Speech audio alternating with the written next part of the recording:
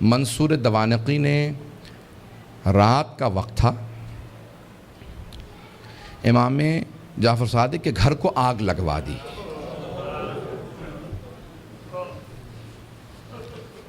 آج کل آپ نے دیکھا روشنیاں ہوتی ہیں، پانی کا نظام کچھ اور ہے۔ پرانے زمانے میں گھر میں کنواں ہوتا تھا، پانی نکالا جاتا تھا، چراغ ہاتھ میں ہوتے تھے۔ رات کا وقت تھا، امام کے گھر میں آگ لگا دی۔ امام کے جو خادم تھے نا وہ فوراً آگ بجھانے لگے۔ میرے طرف دیکھیے گا، ایک جملہ کہہ دوں، اس کے بعد صرف 2-4 منٹ 5 منٹ زحمت دوں گا آپ کو مصائب کی۔ امام کے جتنے خادم تھے نا وہ سب کے سب آگ بجھانے لگے۔ امام اپنے گھر سے باہر نکلے، گھر میں آگ تھی۔ باہر نکلنے کے بعد نہ جانے صحن میں کیا دیکھا، ایک دیوار سے ٹیک لگا کے بیٹھ گئے اور زاروں قطار رونا شروع کر دیا۔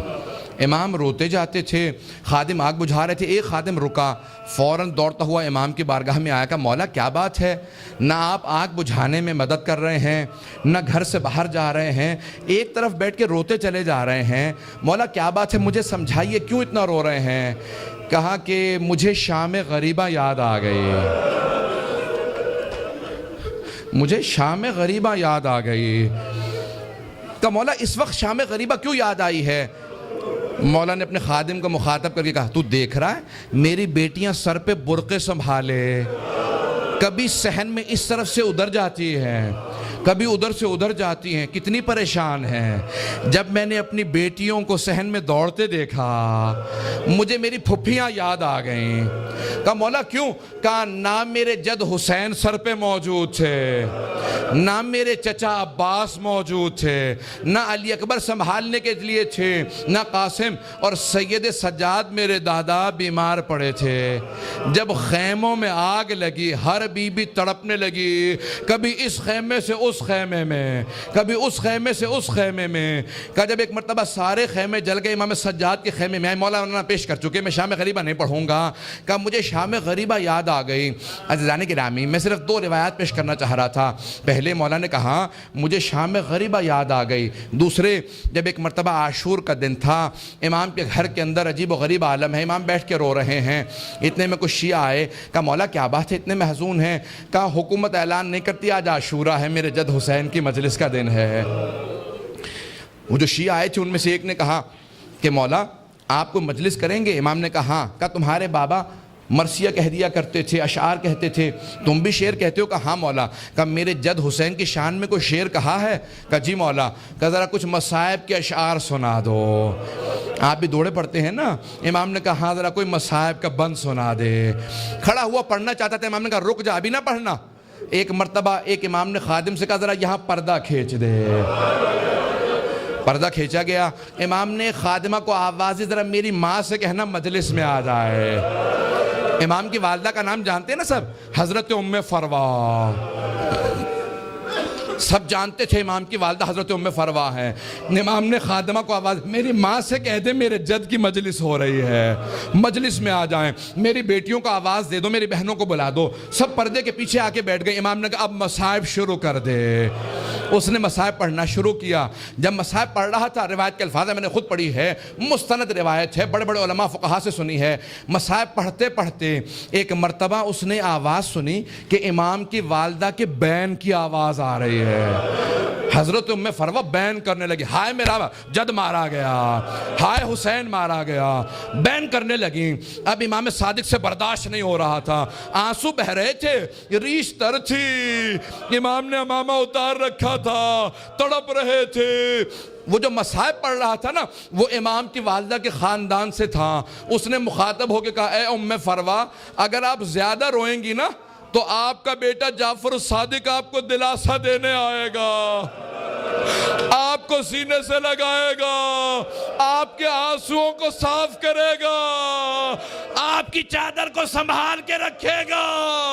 لیکن اے ام فروا، آپ کی پھپھیاں جب میدان کربلا میں رو رہی تھی، کبھی شمر تازیانے مارتا تھا، کبھی خولی تازیانے مارتا تھا.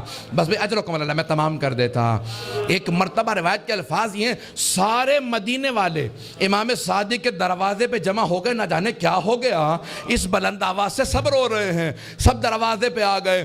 امام نے دروازے کی طرف اشارہ کیا. امام نے کہا الباب الباب، دروازہ بند کر دو، دروازہ بند کر دو. پوچھا مولا کیا بات ہے؟ کہا میرا چھوٹا سا بیٹا بے ہوش ہو گیا. کسی نے پوچھا یہ کون سا بیٹا؟ کہا موسیٰ کاظم. امام موسیٰ کاظم بھی برداشت نہیں کرتے تھے میری پھپھیوں کے مصائب اس طرح سے بیان کیے جائیں. رونے کے اوپر پابندی تھی. اجرکم اللہ. بس بھئی میں نے تمام کر دیا. ایک روایت کے چند جملے پیش کروں گا.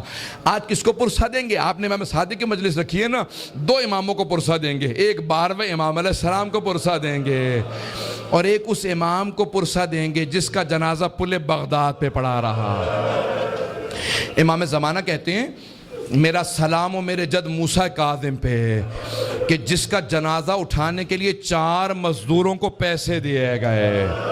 4 مزدوروں نے پیسے لیے، جنازہ اٹھایا. کہا 5واں ان کے سامنے چلتا جاتا تھا اور نعرہ لگاتا جاتا تھا ماتا امام الرفضہ، رافضیوں کا امام مر گیا.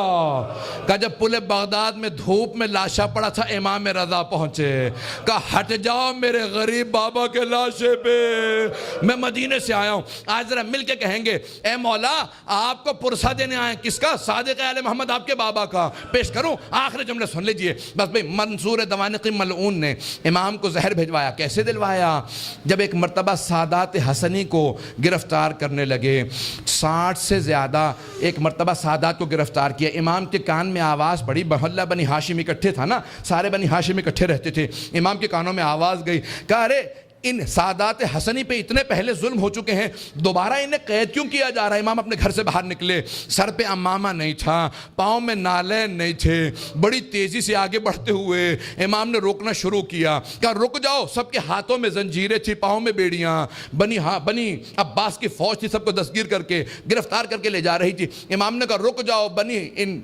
امام حسن مجتبیٰ کی نسل پہ بڑے ظلم ہوئے ہیں. ایک مرتبہ کسی ملعون نے ایک تازیانہ اٹھایا.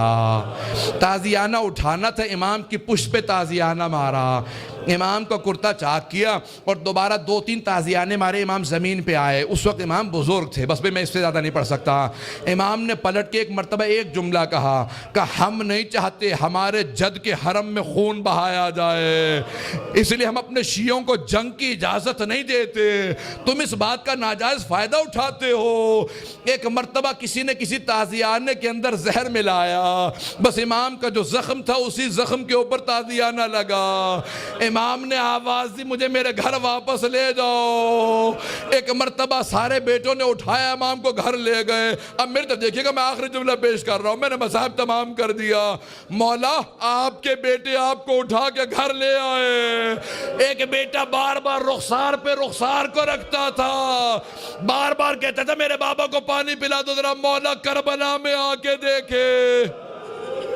ایک 72 کے لاشیں اٹھا کے لانے والا بھوکا پیاسا ذوالجناح کی پشت سے زمین پہ آ رہا ہے.